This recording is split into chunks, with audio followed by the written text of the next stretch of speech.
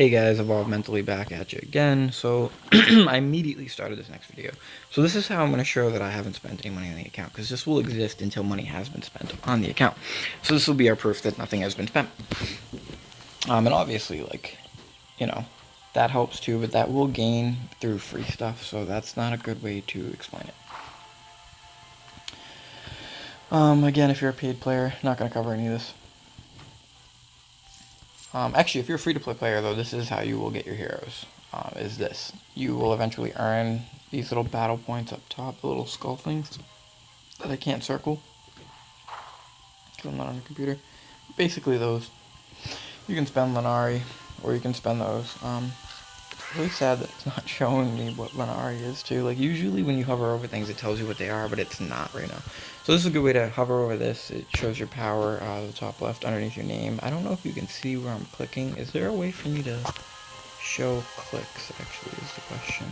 There might be a settings that will, display my click on the screen, and if not, I can totally get something for that, which I'm definitely going to do, because I want you guys to be able to see exactly what I'm clicking on, exactly what I'm doing, as I'm doing it.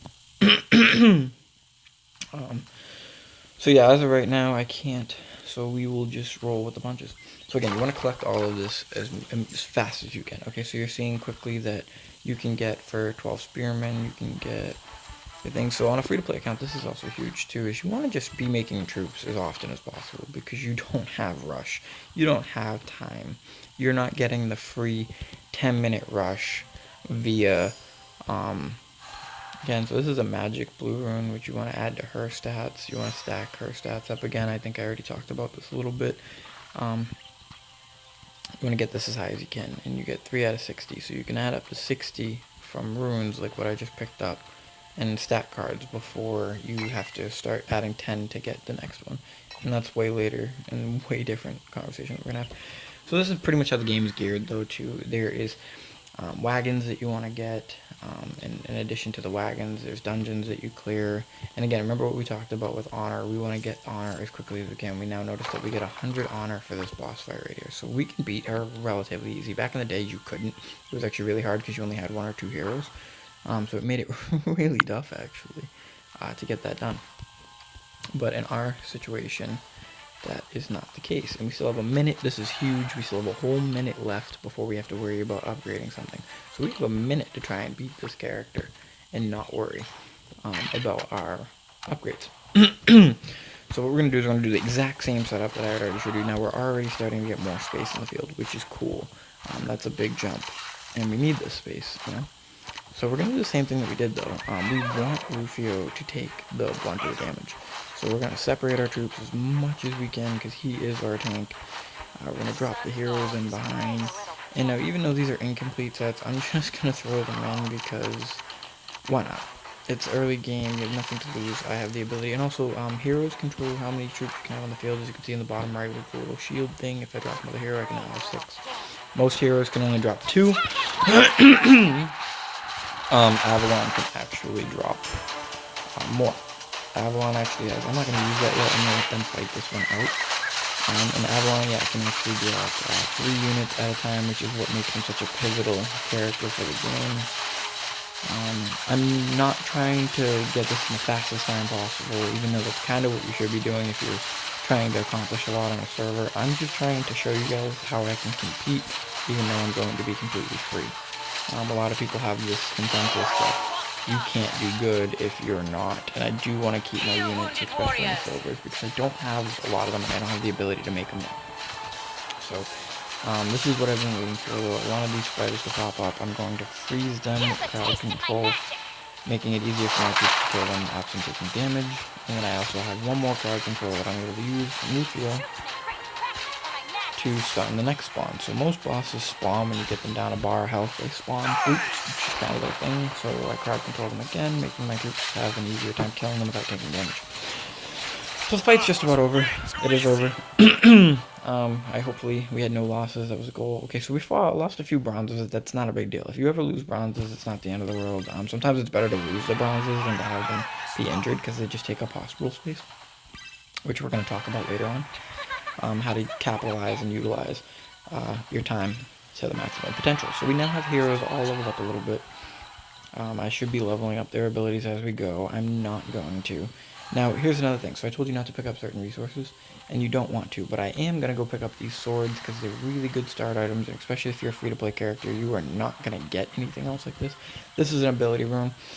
This is tricky, because the 3 heroes I have, honestly, isn't who I would give this ability rune to, but if I was going to pick one of these 3 units to put an ability rune into, it would probably be Avril. I gotta be honest, she's got a lot of early game damage that gets undercredited by people, and she packs a wallop. That's the reality. So the cool thing that they added is I can actually see my city from here. I can go in, I can look at my city stuff, I can recall, and I want to start immediately my next sets of construction. That's a minute, so I know I have 40 seconds before I can rush that, and that's 2 minutes, so that gives me a little more time to talk to you guys. Okay, so again, troops are done. I don't want to make too many of these guys, actually. I will make that set, and I will make more archers, because you do need a good amount of archers, actually. And I'll talk about those units. So I got the 100 from that. I got the the quest. I should get honor from other things here too, which is what I'm hoping for right now, because the honor is how I'm going to get to my... Yep, there we go. So that's how I'm going to get to my next rank.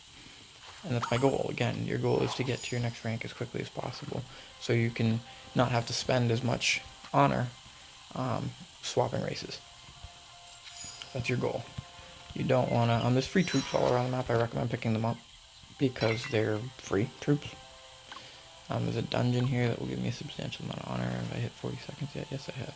So I lost 10 seconds on that. That kind of stinks, but that's okay. So I have 2 minutes on this one, so that's a little bit more time to kind of get around the map.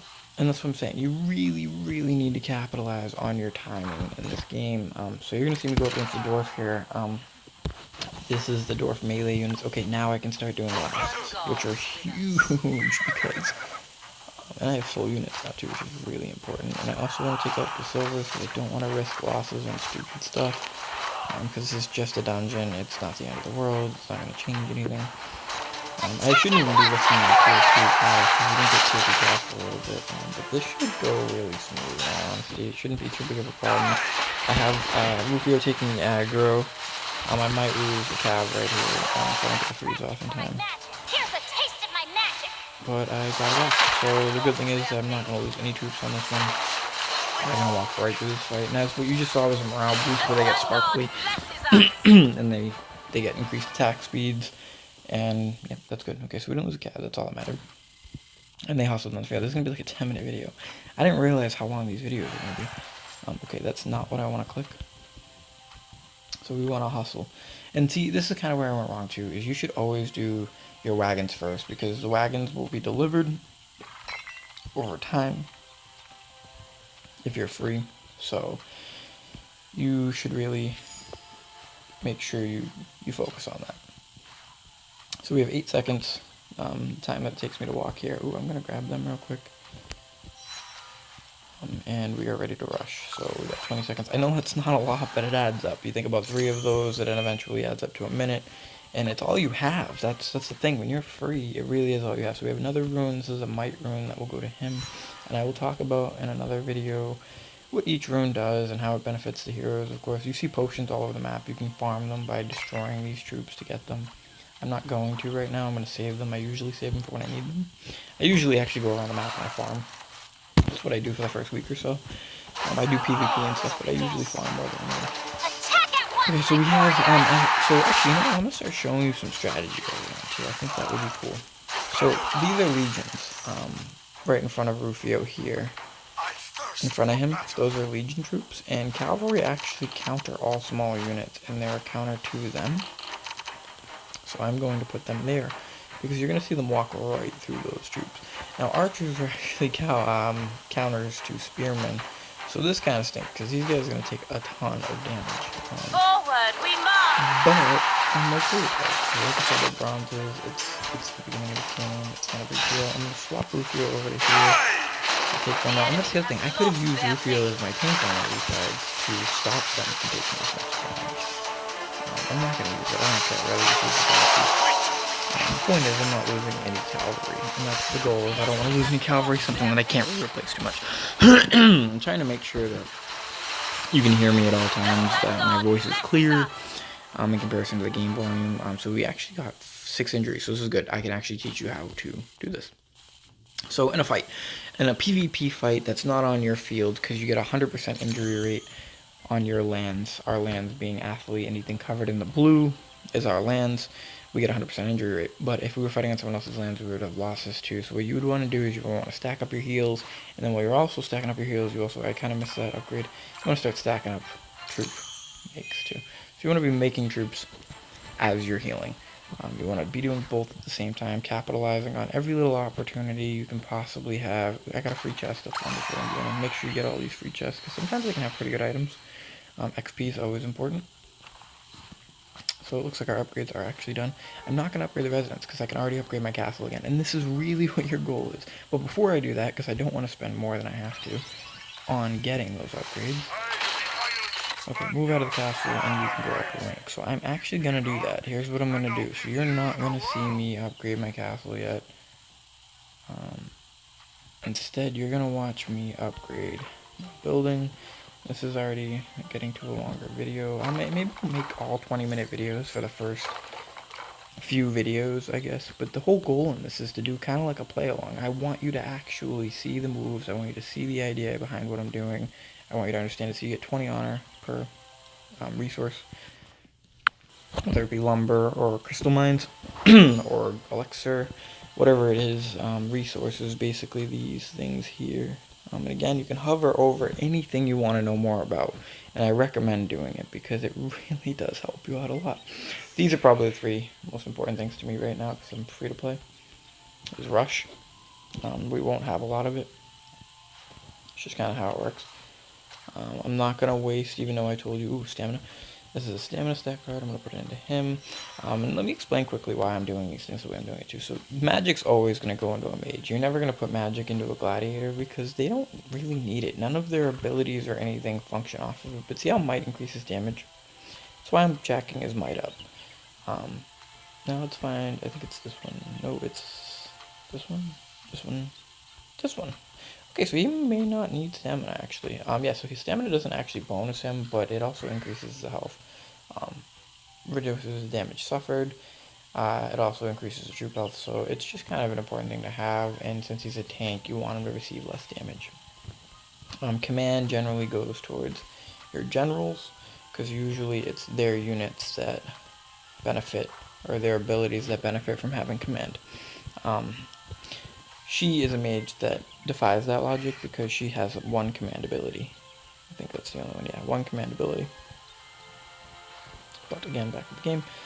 Let's go back to our castle because we do actually have to upgrade to the next level if we're going to make any more progressions. So, yeah, I guess I kind of have to. I don't have a choice. But that gives me 10 minutes. I'm going to end the video here, or I'll take 2 more minutes to talk about a couple things. I'm making a 15-minute video. I'll end it. Go to the bathroom, come back, make another video. So, let's talk about some things. Some pretty important things, actually, at that matter.